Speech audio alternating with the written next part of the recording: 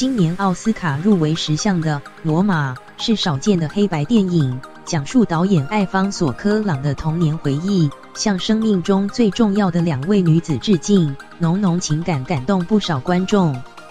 在各大奖勇夺最佳导演、最佳影片，不少人看好这部电影在奥斯卡也能收获满满。水中倒影映出70年代墨西哥市的小社区，导演艾方索·科朗透过镜头，带观众回到童年，向生命中最重要的女子致敬。罗马，导演艾方索·科朗，晚安克利奥，晚安苏菲。电影中的一切，大概有90%的内容都出自于我的记忆。缤纷的儿时记忆化为黑白色调，却抹不去浓浓情感，更让罗马在今年颁奖季大放异彩。在金球奖拿下最佳导演及最佳外语片，英国奥斯卡也囊括最佳影片、最佳外语片、最佳导演及最佳摄影，奥斯卡更获得10项提名。在剧中饰演灵魂人物克利奥的亚丽萨，虽然是素人，演出自然流畅，而且完全不靠剧本。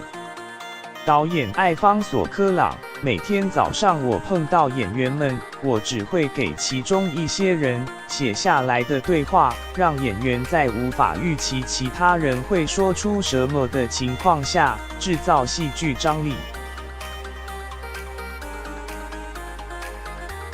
艾方索说，罗马是他个人成长时期的私密回忆，所以让演员在什么都不知道的情况下顺着时序拍摄，跟角色一起成长。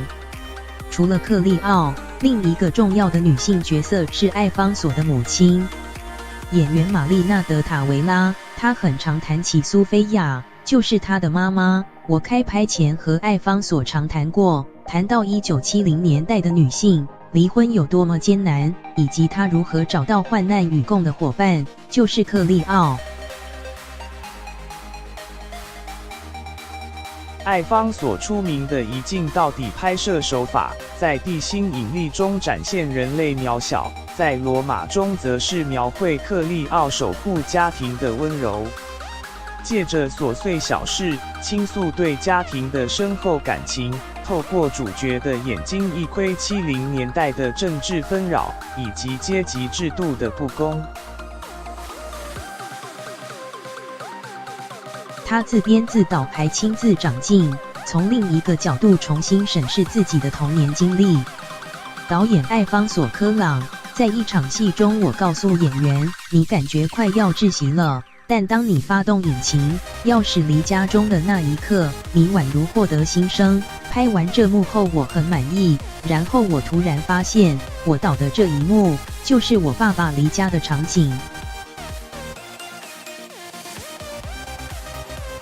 制作《罗马》的网飞对自家电影寄予厚望，除了请安杰丽娜·裘丽等名人站台宣传，还砸下至少台币500万的重金，买下电视台2分钟的广告。期待《罗马》携着这股气势，在奥斯卡顺利夺金。